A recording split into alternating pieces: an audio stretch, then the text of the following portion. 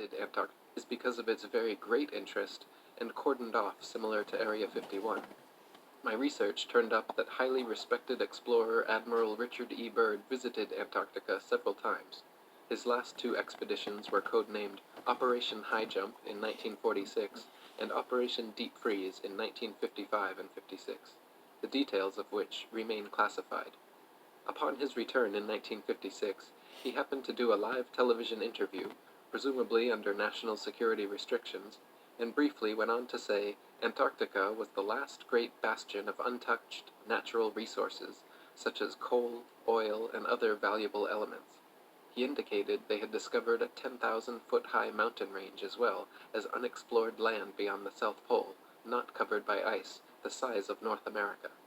These discoveries were quite astonishing. Admiral Byrd died at his Beacon Hill, Massachusetts home of a reported heart ailment in 1957, somewhat mysteriously. Antarctic exploration reports. There are none. No further publicized Antarctic expeditions. Antarctica became restricted to only those with national security clearances. Next, the United Nations Antarctica Treaty, signed June 1961, that won't even come up for discussion until 2040, a treaty no country has ever broken or fought over, making Antarctica off-limits to everyone and patrolled by the UN International Military, keeping out all unauthorized personnel. After schools and media this time became nearly completely silent about Antarctica, including the reported discovery of new land on Earth, I began to wonder more about what they may not be telling us, leading me to begin questioning and researching other information learned in school. What I found shocked me.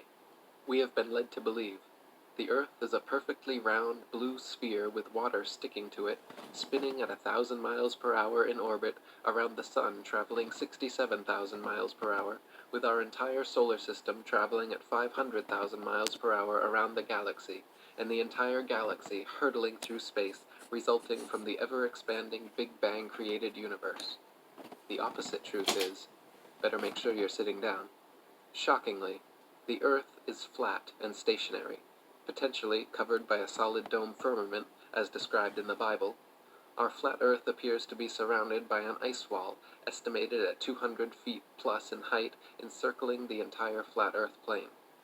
I know, that may bring about the question, why hasn't someone just gone over the 200-foot ice wall to take a photo of the dome?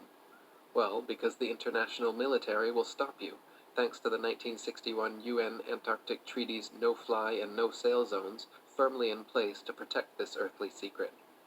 So before you say what you may be thinking, I know Earth can't be flat. I trust I live on a blue spinning sphere. It has to be true. Why would they lie or hide this? Which is exactly how they've programmed you to react. Stop. Please step back and critically think for a moment. The question isn't, why would they lie? The question is, why would they tell us the truth? If land and knowledge are wealth and power, why would the elites and governments share it with the peon slave masses who they openly state they want to depopulate?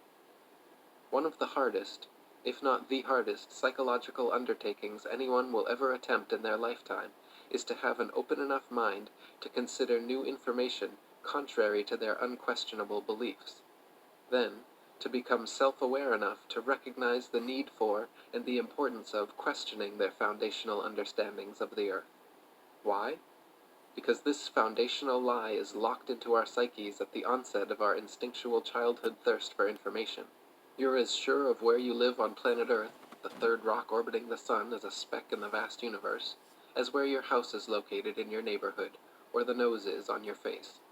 Now in your mind, like I once believed, there's no need to question it. With schools educating us that the Earth is beyond any doubt a spinning blue sphere as determined by geniuses over 500 years ago, along with Christopher Columbus proving Earth as round. Yes, Earth is thought to be round, but round like a dinner plate, with a 200-foot-high ice wall holding in the oceans. In essence, we have all unknowingly been made members of a worldwide fundamentalist cult religion, our minds controlled since near birth by the high priests within NASA and media. We are educated into believing this is an unquestionably true fact, more than just about any other fact of life, that our Earth is absolutely, positively a spinning round globe, and trained also to know that anyone questioning this unquestionable truth is a total fool for dismissing the obvious. We've been led to believe when someone breaks with the program, they're often referred to as a conspiracy theorist, a code word for those under mind control, triggering the discrediting of anything and everything the person, now a nut job in your mind, may question, suggest, and or uncover that goes against the official programming and story provided by the system. The opposite truth is, we have all been lied to. Please, just for a moment, attempt to put aside all of what you believe you know about Earth. Just for starters, ask yourself these two questions. What proof do I really have that I live on a ball-shaped spinning planet Earth? According to NASA, Earth is spinning at 1,000 miles per hour, while traveling 67,000 miles per hour, the speed of a bullet, in orbit around the Sun, and hurling through space at 500,000 miles per hour, all from the Big Bang. Rely upon your senses. NASA tells us we are spinning, but our experience is we feel no movement at all. Do you know when you're spinning or moving? 2. Again, why isn't there a simple HD camera positioned on the moon showing a selfie of planet Earth spinning in real time for all to see after nearly 50 years? Ask your congressman to answer, as God is his or her witness, if we truly went to the moon. See if you get that deer in the headlights look. And why in 2016 there's no HD camera on the moon aimed back at planet Earth. We reportedly have a rover on Mars with a camera sending pictures back to Earth daily of the Mars landscape, when even NASA admits they can't go safely higher than 400 miles into space. I guess we landed on the moon and have this rover on Mars by magic. Also, Earth is reportedly covered by 70% water, always finding its lowest point. There's a reason why the ocean is called sea level and not sea curvature. Imagine yourself on a cruise ship, sailing up and down huge hills of water in the middle of the ocean. Imagine a hump of water, hundreds of miles high, between Hawaii and LA. Imagine people in Australia standing upside down in the rain. Imagine rivers flowing uphill. Check out the sun as it heats the tops of the clouds, or when sunbeams shine through them. Does the sun really appear and feel 93 million miles away? Have you ever seen the curvature? I know how hard this is because I once believed and fully trusted I was educated. I had no reason not to believe the earthly facts I was taught by the system were anything but true. I know for sure at one time in my life I'd surely have chuckled at any suggestion by anyone that Earth was anything but what you and I were programmed to believe as children. Another thought you may have is, what good does it do to me to know that the Earth is flat and not a spinning ball?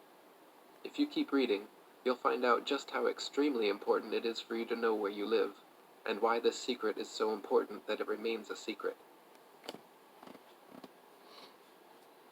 If you've made it this far, I need you to hit the like button or just leave a space mark in the comment if you want to go any further. That's all for now, folks. Love yous. Stay ready.